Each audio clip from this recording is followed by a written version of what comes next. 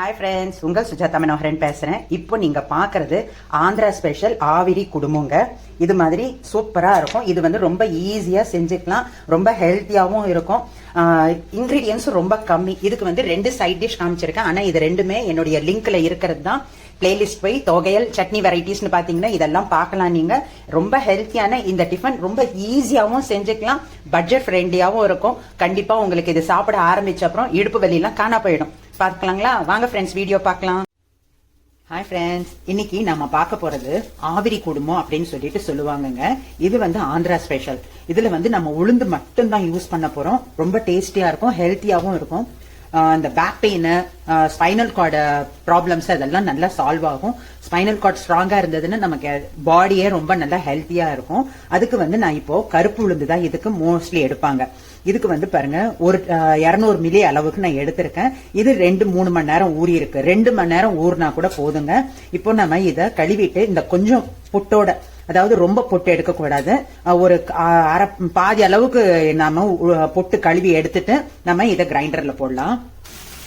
இப்ப பாருங்க ஃப்ரெண்ட்ஸ், இது மாதிரி நான் கழுவி எடுத்திருக்கேன். இந்த அளவுக்கு உளுந்து பொட்டு மட்டும் நான் ரிமூவ் பண்ணியிருக்கேன். இன்னொன்னு உங்களுக்கு காமிக்கணும். இன்னைக்கு வந்து அர்ஜென்ட் டிஃபன் வந்து பச்சரிசி தோசை. இது என்னோட லிங்க்ல இருக்கு. ரொம்ப டேஸ்டியா இருக்குங்க. ஆனா இதுல வந்து ஒரு மைனஸ் பாயிண்ட் இது மாதிரி தெரிக்கும். ஒன்றும் பண்ண முடியாது. இந்த வீடியோ எடுத்து முடிக்கிற வரைக்கும் எங்க ஹஸ்பண்ட்க்கு வெயிட் பண்றதுக்கு டைம் இல்லை. அவர் வெளியில போகணும். அதுக்கோசம் இந்த தோசை அவருக்கு செஞ்சு கொடுத்துட்டு நாம இந்த ஆவிரி குடும்பம் செஞ்சு சாப்பிடலாம். ரொம்ப டேஸ்டியா இருக்கும். வாங்க வீடியோவை பார்க்கலாம். இப்ப பாருங்க ஃப்ரெண்ட்ஸ், கிரைண்டர்ல நம்ம போடலாம்.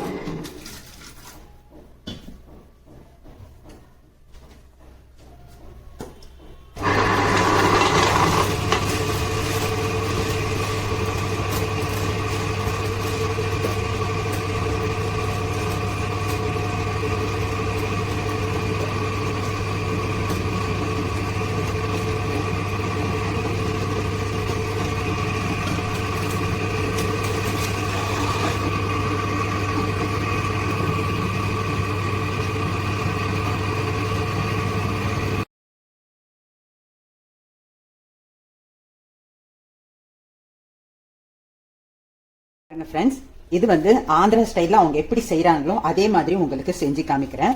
இப்ப இது மாதிரி ஒயிட் கிளாத் எடுத்துக்கோங்க. ஒயிட் கிளாத் எடுத்து ஈரம் பண்ணிக்கிட்டு இது போல கட்டிடுங்க. இப்போ இதுல வந்து ஒரு 2 டம்ளர் தண்ணி விட்டு நம்ம அடுப்புல வைக்கலாம். இப்போ நான் ஸ்டவ் ஆன் பண்ணிட்டேன். இதுல ஒரு 2 டம்ளர் தண்ணி. இப்போ நான் அனல் சேர்த்து வைக்கிறேன். இப்போ தண்ணி ஒரு பாத்திரத்துல பக்கத்துல எடுத்து வச்சுக்கோங்க. இப்போ இந்த துணி போடும் போது பார்த்து கொஞ்சம் வெளியில ஸ்டவ் விட்டு வெளியில இருக்கிற மாதிரி பார்த்துக்கோங்க. இப்போ கையில தண்ணி தொட்டுக்கோங்க. தண்ணி லைட்டா கொதிக்க ஆரம்பிக்குது. இப்போ இந்த டைம்ல இந்த உளுந்து கையில தண்ணி தொட்டுக்கிட்டா தான் உங்களுக்கு இது ஈஸியா இருக்கும். ஃப்ரெண்ட்ஸ், பார்க்கும்போது மலப்பா இருக்கும், ஆனா ஈஸியா செஞ்சுக்கலாம். நான் இப்ப அடுப்பை வந்து சிம்ல தான் வச்சிருக்கேன். இப்போ நம்ம தண்ணி கையில குட்டுட்டு லேசா இத சன்னமாக்கிடணும். ரொம்ப ஹெல்த்திங்க. துளியும் எண்ணெய் இல்லை. நம்ம இட்லி தட்டுல வச்சா கூட கொஞ்சம் நம்ம தண்ணி எண்ணெய் கொஞ்சம் பூசிட்டு நம்ம வைக்கணும். ஆனா இதுல அந்த பிரச்சனை இல்லை. அதே போல நல்ல கணிசமும் கொடுக்கும். இப்ப பாருங்க, நான் வந்து 200 கிராம் அளவுக்கு தான் உளுந்து போட்டேன். எந்த அளவுக்கு வந்திருக்கு பாருங்க இந்த பாத்திரம். அதாவது இது 1 லிட்டர் விட கொஞ்சம் பெரிய பாத்திரம். அந்த பாத்திரம் அளவுக்கு வந்திருக்கு. அரைக்கும் போது கொஞ்சம் நிதானமா தண்ணியை வந்து கொஞ்சம் கம்மியா பார்த்து நம்ம ஊத்திக்கணும். இப்போ இதை நம்ம இந்த சைட்ல இருக்கிற துணியை இது மேல மூடிடலாம். நல்லா அழகா கவர் ஆகணும்.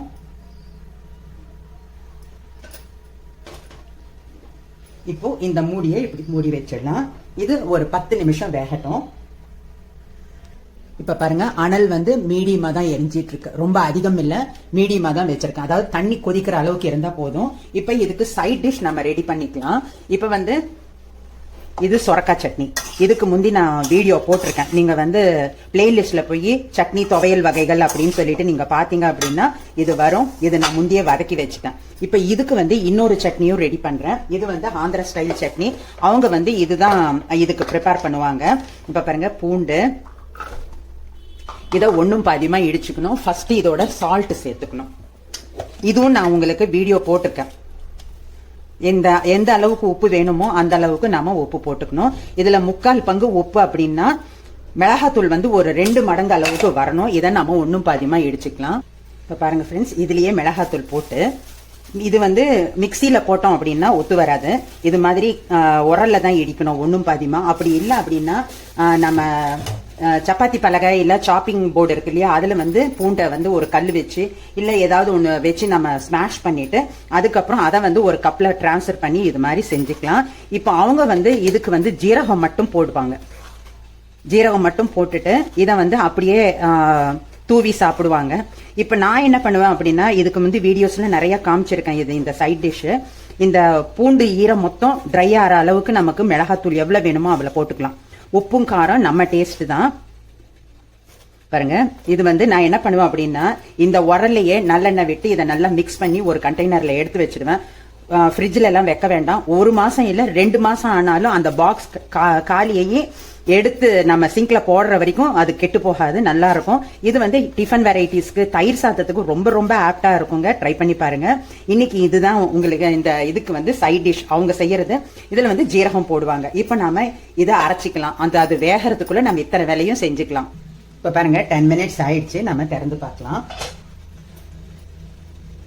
இப்போ அனல் கம்மி பண்ணிக்கோங்க. ஏன்னா இப்ப வந்து அந்த சைட்ல நம்ம எடுத்து விடுற துணி வந்து டேமேஜ் ஆகக்கூடாது. கரண்டி கத்தி அதாவது ஏதாவது ஒன்று தொட்டுக்கிட்டு பாருங்க, ஒண்ணுமே இல்லை, நல்லா வெந்திருக்கு. இப்போ இதை நம்ம பிளேட்டுக்கு ரிமூவ் பண்ணிடலாம். இப்போ இது மாதிரி சல்லி கரண்டி எடுத்துக்கோங்க. எடுத்துக்கிட்டு அழகா இப்படி எடுத்துடலாம். பாருங்க, வந்துருச்சுங்களா? வாங்க ஃப்ரெண்ட்ஸ், சுட சுட இருக்கு. இப்போ அடுத்தது வந்து நம்ம இதுல இதே போல வச்சிடலாம். ஒரு மிக்ஸ் கொடுத்துட்டு அதுக்கப்புறம் வைங்க. இதுல தண்ணி இருக்கான்னு அப்பப்போ செக் பண்ணிக்கோங்க. இப்ப நான் செஞ்சிருக்கிற இந்த குவாண்டிட்டி வந்து சுத்தமா ஒரு 10 இட்லி பக்கத்துல வரும்.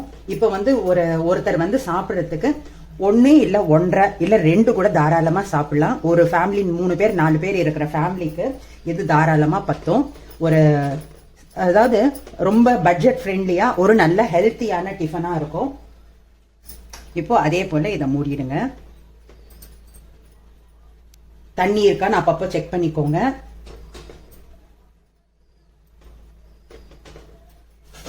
இப்போ கொஞ்சமா அனல் போட்டு விட்டுடலாம்.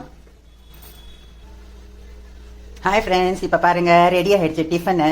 இதை வந்து நீங்க ஒரு கப்ல இப்படியே எண்ணெய் ஊத்தாம இப்படியே எடுத்து வைக்கிறீங்க அப்படின்னா ஒரு கப்ல வச்சு ஒரு ஸ்பூன் போட்டு தட்டு வச்சு மூடி வச்சுக்கோங்க. அது காத்து போயிட்டே இருக்கணும். எண்ணெய் ஊத்திட்டீங்க அப்படின்னா இது ஒண்ணும் கெடவே கெடாது. ஆனா வந்து கப்புன்னு மூடி வச்சிங்க, எண்ணெய் ஊத்தாம கப்புன்னு மூடி வச்சிங்க அப்படின்னா இந்த பூண்டுல இருக்கிற ஈரப்பசை வந்து அது கெட்டு போயிடும். உங்களுக்கு ஃபங்கஸ் வந்து கெட்டு போயிடும். அதனால அது மாதிரி செஞ்சுக்கோங்க. இப்ப பாருங்க, ரொம்ப டேஸ்டியான இந்த சைட் டிஷ்ஷஸும் இதுக்கு சூப்பரா இருக்கும். கண்டிப்பா செஞ்சு பாருங்க. நல்ல ஒரு ஹெல்த்தியான டிஃபன், எண்ணெயே துளியும் இல்லாத ஒரு டிஃபன். நல்ல ஹெல்த்துக்கு, அந்த பேக் பெயின் இருக்கிறவங்க, இந்த ஏஜ் நேரம் இருக்கிற வயசு குழந்தைங்களுக்கு, ஸ்போர்ட்ஸ் பீப்புளுக்கு எல்லாருக்குமே ரொம்ப நல்ல ஒரு ஹெல்த்தியான டிஃபனா இருக்கும். கண்டிப்பா செஞ்சு பார்த்துட்டு கமெண்ட் பண்ணுங்க. Thank you friends. இப்ப வந்து நம்ம ஒவ்வொன்னா செஞ்சுக்கிட்டு இருக்கிறதுக்கு நேரம் இருக்காது அப்படிங்கறதுக்கோசம் இந்த டிஃபனை தவிர்த்துடாதீங்க. அதுக்கோசமே உங்களுக்கு இப்போ பாருங்க குக்கர்ல வச்சு காமிச்சிருக்கேன். இது மாதிரி ஆவிலையும் நம்ம வேக வச்சுக்கலாம். என்ன பிளேட்டுக்கு வந்து கொஞ்சம் எண்ணெய் பூசணும், அவ்வளவுதான். ட்ரை பண்ணி பாருங்க. தேங்க்யூ. சரி, நம்ம தண்ணி ஊத்தும் போதும் இது மாவு ஒட்டிட்டு இருக்கிறதால கொஞ்சம் நிதானமா உள்ள இறங்கும். கவனிக்காம இட்லி தட்டிடாதீங்க ஃப்ரெண்ட்ஸ். இப்ப வந்து நம்ம ஒவ்வொன்னா செஞ்சுக்கிட்டு இருக்கிறதுக்கு நேரம் இருக்காது அப்படிங்கறதுக்கோசம் இந்த டிஃபனை தவிர்த்துடாதீங்க. அதுக்கோசமே உங்களுக்கு இப்போ பாருங்க குக்கர்ல வச்சு காமிச்சிருக்கேன். இது மாதிரி ஆவிலையும் நம்ம வேக வச்சுக்கலாம். என்ன பிளேட்டுக்கு வந்து கொஞ்சம் எண்ணெய் பூசணும், அவ்வளவுதான். ட்ரை பண்ணி பாருங்க. தேங்க்யூ.